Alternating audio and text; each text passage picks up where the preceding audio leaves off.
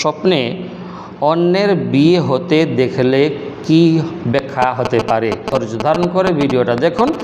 এ ধরনের তাবির সম্পর্কে অনেক আলোচনা আছে। তাবির রুইয়া কিতাবে, যেটা ইবনে সিরিন রাহিমাহুল্লাহর গ্রন্থ, তিনি কিতাবে লিখছেন 1 নম্বরে যে স্বপ্নে যদি কেউ অন্যের বিয়ে হতে দেখে তাহলে সুখবর বা নতুন পরিবর্তনের ইঙ্গিত হতে পারে।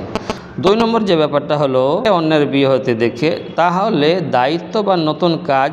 অনেক আলেম বলেছেন যে নতুন জীবনের প্রতীক বলেন, তাই এমন স্বপ্ন দেখলে জীবনে নতুন দায়িত্ব বা কাজ আসার ইঙ্গিত হতে পারে।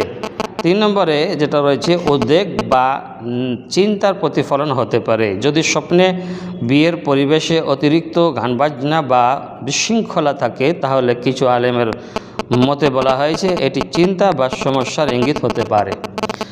4 নম্বরে যেটা হয়েছে, সম্পর্কের পরিবর্তন। কখনো এটি বোঝায় যে স্বপ্নে যাকে বিয়ে করতে দেখছেন তার জীবনে কোনো গুরুত্বপূর্ণ পরিবর্তন হতে পারে।